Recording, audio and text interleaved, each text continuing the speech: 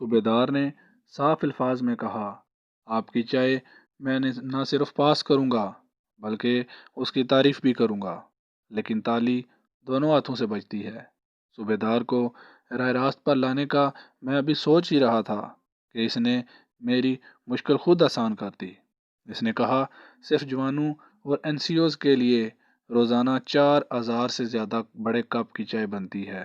اس سے آپ کو اندازہ ہو سکتا ہے کہ آپ کی کتنی چائے ہم استعمال کریں گے۔ چائے کی منظوری کے دوسرے مرحلے آپ خود طے کریں گے۔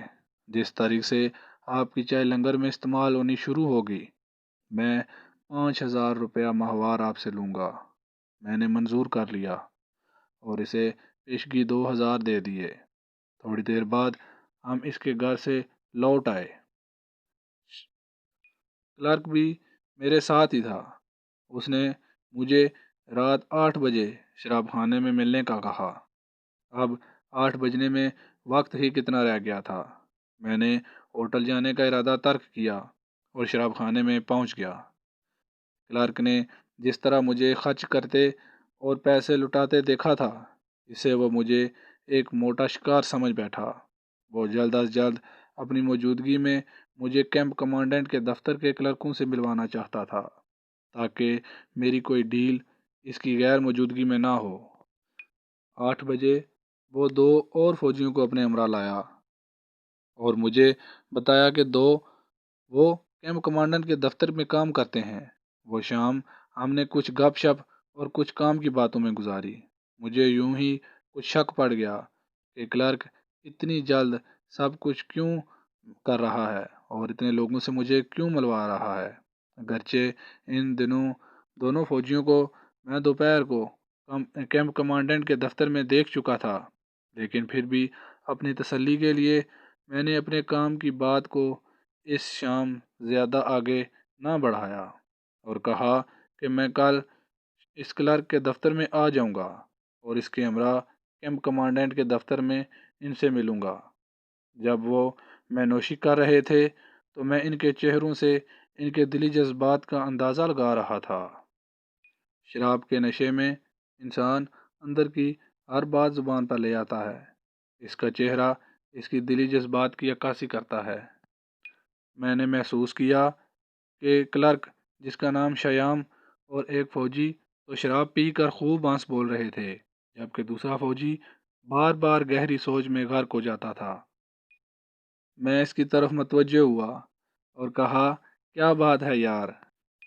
بیوی یاد آ رہی ہے یا یوں ہی خاموش بیٹھے ہو؟ وہ کسیانی سی ہنسی کے بعد پھر چپ ہو گیا اور میں نے 2-3 بار اسے ٹٹولنے کی کوشش کی، لیکن وہ دل کی بات زبان پر نہ لایا اور نہ ہی اس کی خاموشی اور سوچ میں ڈوبنے میں کوئی فرق آیا۔ شراب خانے میں کوئی ٹوائلٹ وغیرہ نہیں تھا۔ میں نے چھوٹی انگلی کا اشارہ دے کر اپنی حاجت کا اظہار کیا۔ شیام نے کہا، باہر سڑک کی طرف دوسری جانب۔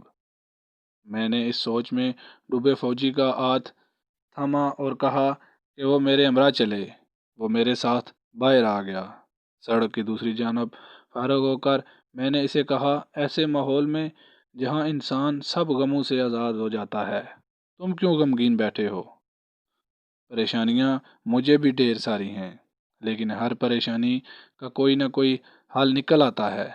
اگر تم چاہو تو میں تمہاری ہر ممکن مدد کرنے کو تیار ہوں، اور اگر چل سکتے ہو تو یہاں سے واپسی پر میرے ہمراہ ہوٹل چلو۔ وہاں سکون سے باتیں کریں گے۔ وہ کچھ دیر سوچتا رہا اور پھر بولا کہ صاحب، آپ پہلی بار مجھے ملے ہیں اور میری پریشانی کو بھانپ گئے ہیں، اور یہاں میرے ساتھی جو سارا وقت میرے ساتھ رہتے ہیں، انہوں نے کبھی بھی مجھ سے نہیں پوچھا کہ کیا بات ہے۔ آپ میں مجھے ایک ہمدرد انسان کا دل دکھائی دیتا ہے۔ میں واپسی پر آپ کے ہمراہ ہوٹل چلنے کو تیار ہوں۔ شراب خانے سے میں آدھے گھنٹے بعد اٹھاؤں گا اور آپ کے ہوٹل میں سویلین لباس میں پہنچ جاؤں گا۔ آپ بھی میرے آنے کے بعد جلد آنے کی کوشش کیجیے گا۔ میں نے اسے دلاسا دیا اور ہم واپس آ گئے۔ میں نے اس کے گلاس میں زیادہ شراب انڈیلی تاکہ وہ اور زیادہ نشے میں ہو جائے۔ کچھ دیر بعد اس نے سر درد کی شکایت کی اور سب سے معذرت کر کے باہر چلا گیا۔ میری ٹیبل پر محفل اس وقت شباب پر تھی، اس لیے دوسروں نے اس کے جانے کا کوئی خاص نوٹس نہ لیا۔ تقریباً 11:30 بجے ہماری محفل برخاست ہوئی۔ مجھے یقین تھا کہ میری طرح شیام اور اس کا ساتھی بھی مستقبل کے سنہرے خیالوں میں ڈوبے ہوئے تھے۔ میں شراب خانے سے نکل کر رکشے پر بیٹھا اور ہوٹل کی راہ لی۔ وہ کلرک جس کا نام اشوک سنہا تھا ہوٹل کی لابی میں میرا منتظر تھا۔ میں اسے ہمراہ لے کر اپنے کمرے میں آ گیا۔ شراب خانے میں سے ہمراہ لائی ہوئی بوتل کھولی اور اسے ایک پیک بنا کر دیا۔ میں نے اسے کہا کہ اگر انسان کے کام نہ آئے تو کیا جانور اور پرندے کام آئیں گے؟ میں نے اسے کہا میں بالکل اکیلا ہوں، اپنی ضرورت سے زیادہ آمدنی ہے، ممبئی میں رہائشی ہوں، کاروبار بڑھانے کے لیے یہاں آیا ہوں، پنجابی ہوں اور ذات پات پر یقین نہیں رکھتا، انسان دوست ہوں۔ تمہیں پریشان دیکھ کر نہ رہ سکا اور تمہیں یہاں بلا لیا۔ اب صاف صاف بات بتاؤ کہ تمہیں کیا پریشانی ہے؟ جو کچھ میرے بس میں ہوا میں تمہارے لیے کروں گا۔ شراب کے نشے میں اشوک ضبط کے سب بندھن توڑ بیٹھا اور دھاڑے مار مار کر رونے لگا۔ میں چاہتا تھا کہ وہ زیادہ نہ روئے، کیونکہ دکھ میں رونے سے نہ صرف سکون ملتا ہے بلکہ ڈھارس بھی ملتی ہے۔ میں اشوک کے بہت قریب بیٹھ گیا اور کہا، مرد رویا نہیں کرتے، تم مرد بھی ہو اور فوجی بھی ہو، تمہیں تو ہرگز رونا نہیں چاہیے بلکہ اپنی پریشانی کو دور کرنے کی تدبیر کرنی چاہیے، اور پھر میرا وعدہ ہے کہ تمہاری ہر ممکن مدد کروں گا۔ اسے تسلی دی تو وہ بولا، صاحب میرے پتا سورگ باشی ہو چکے ہیں، میری 3 بہنیں ہیں، اور صرف اس وجہ سے کسی کی بھی شادی نہیں ہوئی کہ میری آمدنی اس قدر نہیں کہ جہیز دے سکوں۔ سب سے بڑی بہن کی ایک جگہ سگائی ہوئی 2 سال ہو چکے ہیں، لیکن محض جہیز نہ ہونے کی وجہ سے پھیرے نہیں پائے۔ اب لڑکے والوں نے سگائی توڑنے کی دھمکی دی ہے۔ ماتا جی اس غم میں گھل گھل کر بیمار ہو چکی ہیں۔ میں نے ہر طرح سے کوشش کر کے دیکھ لیا لیکن کہیں سے رقم کا انتظام نہیں ہوا۔ میں ہر مشکل کام کرنے کو تیار ہوں لیکن اپنی بہن کی سگائی ٹوٹتے نہیں دیکھ سکتا۔ میں نے اشوک سے پوچھا کہ اسے کتنی رقم کی ضرورت ہے۔ اس نے کہا، بڑی بہن کی شادی کے لیے اگر اسے 25,000 روپے مل جائیں تو وہ بآسانی اس فرض سے سبکدوش ہو سکتا ہے۔ میں نے اسے کہا، اگر اسے 25,000 مل بھی جائیں تو وہ صرف ایک بہن کی ذمہ داری سے عہدہ برا ہو سکے گا، دوسری 2 بہنوں کی ذمہ داری تو پھر بھی اس پر باقی رہے گی۔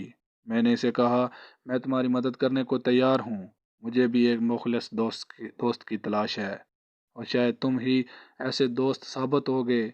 بہرحال فکر نہ کرو، میں تمہاری اس مجبوری میں تمہارا پورا ساتھ دوں گا۔ میں نے اسے کہا، ممبئی میں ہم نے ایک کلب بنایا ہوا ہے جس کے ممبر صرف غیر شادی شدہ مرد اور عورت ہی بن سکتے ہیں۔ اس کلب میں ہم ہر طبقے کے لوگوں کو ممبر بناتے ہیں اور ان کے لیے نہ صرف موزوں رشتے تلاش کرتے ہیں بلکہ شادی کے وقت بھرپور مالی اعانت بھی کرتے ہیں۔ تمہاری بڑی بہن کی شادی کے لیے اپنی طرف سے اور کلب کی طرف سے پورے 25,000 کا بندوبست کر دوں گا، بلکہ تمہاری دوسری 2 بہنوں کے لیے بھی کلب کی مدد سے موزوں رشتے تلاش کروں گا۔ میں نے اسے خاصی تسلی دی اور پھر اچانک اسے کچھ یاد آ گیا اور ایسے کہا کہ بہت سارے فوجی بھی ہمارے کلب کے ممبر ہیں اور ان ممبروں میں جہاں تک مجھے یاد ہے ٹینک رجمنٹوں کے کچھ جوانوں اور افسران بھی شامل ہیں۔ پھر یادداشت پر زور دیتے ہوئے کہا، جہاں تک مجھے یاد ہے ٹینک کی ہی کسی رجمنٹ کا ایک جوان جو ہمارا ممبر تھا وہ یہاں ٹریننگ حاصل کرنے آیا تھا۔ اس کی ایک بہن کی شادی بھی اسی وجہ سے رکی ہوئی تھی۔ وہ غالباً پنجاب کے علاقے کا تھا اور ہمارے کلب کی دلی کی شاخ سے ممبر بنا ہوا تھا۔ اس کی بہن کی شادی بھی ہمارے کلب کی مالی اعانت سے ہی تھی۔ کلب کے قواعد و ضوابط کے مطابق اس نے کلب سے حاصل شدہ رقم نہایت معمولی اقساط میں واپس کرنی تھی۔ 2-3 اقساط کی ادائیگی کے بعد اس نے پھر رابطہ نہیں کیا۔ میں نے ماتھے پر ہاتھ مارتے ہوئے کہا، کہ اگر اس کا نام اور ریجمنٹ ذہن سے نکل گئی ہیں، لیکن اس کا نام سامنے آتے ہی میں فوراً پہچان لوں گا اور اس سے رابطہ کر کے اس سے بقایا اقساط کی ادائیگی کا تقاضا کروں گا۔ میں نے اسے کہا، مالی اعانت حاصل کرنے والے اگر اقساط کی ادائیگی بھی نہ بند کر دیں تو اس نیک مقصد کے لیے قائم کلب آخر کیسے چل سکتا ہے؟ میں نے دوبارہ کہا کہ اگر نام اور ریجمنٹ کی لسٹ سامنے ہو تو میں اسے پہچان لوں گا۔ اشوک کو اپنی مشکل حل ہوتے ہوئے سامنے نظر آ رہی تھی اور اس کے لیے اسے میری خوشنودی کی ضرورت تھی۔ اس نے کہا، صاحب آپ کی بڑی مہربانی، آپ نے اس مشکل وقت میں میرا ساتھ دینے کا وعدہ کیا ہے۔ یہ ہے تو خلاف ضابطہ اور قانون کے مطابق پکڑے جانے پر میرا کورٹ مارشل بھی ہو سکتا ہے، لیکن میں پھر بھی مکمل فائل جو کہ میرے دفتر کے ایک کلرک کے پاس ہے کسی طرح حاصل کر کے کل رات آپ کو ہوٹل میں لا دوں گا اور آپ اس سے اپنے مطلوبہ شخص کو تلاش کر لیجیے گا۔ اگلی صبح دفتر کے وقت سے پہلے وہ فائل آپ سے واپس لے جاؤں گا۔ اس کا ذکر بھی کسی سے نہ کیجیے گا۔ تھوڑی دیر کے بعد میں نے اسے رخصت کرتے وقت 1000 روپیہ اس کی جیب میں ڈال دیا۔ اس فائل کا اصول میرے لیے کسی جیک پاٹ سے کم نہ تھا اور اشوک کو میں نے اپنے قابو میں کر لیا تھا۔ دوسرے دن میں ایڈیوز کے دفتر میں گیا اور ایڈیوز سے ملا۔ لیفٹیننٹ کرنل گپتا ایڈیوز تھا اور میں پہلے روز بھی اسے مل چکا تھا۔ میں نے اسے کہا، مجھے یہاں آئے کئی روز ہو چکے ہیں اور میری چائے کے یہ سمپل ابھی تک آپ کے دفتر میں ہی پڑے ہیں۔ میں ممبئی کی رونق زندگی سے یہاں دور ہوٹل میں ایک طرح سے مقید ہو چکا ہوں اور بہت بور ہو رہا ہوں، اس لیے آپ میرے سیمپل متعلقہ لوگوں تک بھجوائیں تاکہ جلد کچھ فیصلہ ہو سکے۔ ایڈیوس سے میری ساری گفتگو انگلش میں ہوتی تھی۔ وہ میری شخصیت، لباس، نپی تلی انگریزی سے متاثر ہوا یا اس کے پیش نظر بھی نوٹوں کی چمک تھی، اس لیے میرے سامنے اپنے دفتر کے ایک کلرک کو میرے سیمپل لنگر بھجوانے کا آرڈر دیا اور پھر مجھے کہا کہ یہ محض ایک رسمی کارروائی ہے کہ سیمپل لنگر میں استعمال کرنے کے لیے بھیجے جاتے ہیں۔ میں بغیر لنگر بھی بھیجے فیصلہ کر سکتا ہوں۔ یہاں تک تمہاری بوریت کا سوال ہے تو کل شام تم میرے مہمان ہوگے اور میں تمہیں اپنے امراء آفیسرز میس میں لے چلوں گا۔ میں نے کرنل گپتا کا شکریہ ادا کیا اور اس سے اجازت لے کر اس کے دفتر میں کلرکوں کے پاس آ گیا۔ شریام سے کچھ دیر گپ شپ کی۔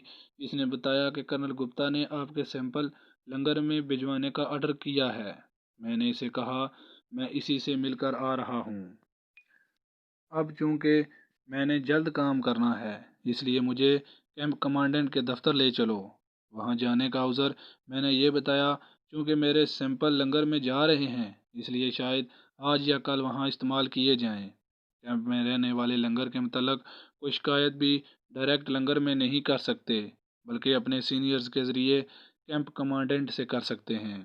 کیمپ کمانڈنٹ کا دفتر یہ شکایت کی چھان بین کرتا ہے اور یہ فوجی ڈسپلن کا لازمی حصہ ہے۔